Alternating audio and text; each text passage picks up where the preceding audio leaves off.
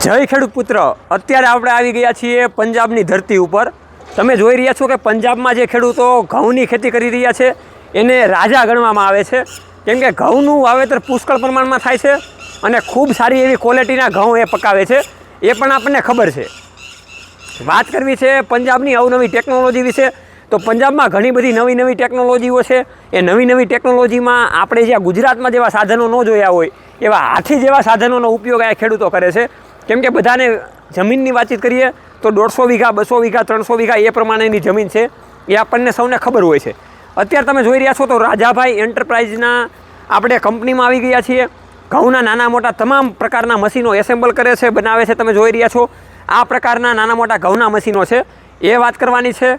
આપણે અંદર પણ થોડીક ઘણા બધા મશીનરો છે, એમાં સ્પ્રે પંપ હોય, પછી બ્રશ કટર હોય, એ પણ આપણે ઉપછળા માહિતી આપણે આપવાની છે, તો આપણે એ પણ જોઈ લઈએ।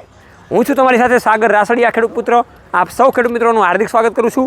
ખેડૂત છે તો જગત સેવા હેતુથી અવારનવાર ટેકનોલોજીકલ ડિજિટલ માહિતી લાવતા રહીએ છીએ, તો ચાલો તમને પંજાબની નાની એવી મશીનરી બતાવીએ। તો ખેડૂત મિત્રો, આપણે રાજાભાઈ એન્ટરપ્રાઇઝના પ્લાન્ટની અંદર આવી ગયા છીએ। અલગ અલગ પ્રમાણે સ્પ્રે પંપના મોડલ પણ તમે જોઈ શકો છો કે જે પેટ્રોલ સાથે ચાલી શકે છે, તેમાં 2 સ્ટોક અને 4 સ્ટોક બંને પ્રકારના હોય છે। તમે જોઈ શકો છો 5 પ્રકારના અલગ અલગ પ્રકારના મોડલ આપવામાં આવેલા છે, એને પણ તમારે જોતા હોય તો નીચેના કોન્ટેક્ટ નંબર ઉપરથી તમે મંગાવી શકો છો। બીજા સાધનોની પણ આપણે વાતચીત કરીએ તો આ તમે જોઈ રહ્યા છો એ નિંદામણ માટેનું મશીન છે। એ પછી આપણે કોઈ પણ પ્રકારના ઘાસ ચારા વાઢવા હોય, કોઈ પણ પ્રકારનું ખડ વાઢવું હોય અથવા તો નીંદવું હોય એની માટેનું મશીન છે।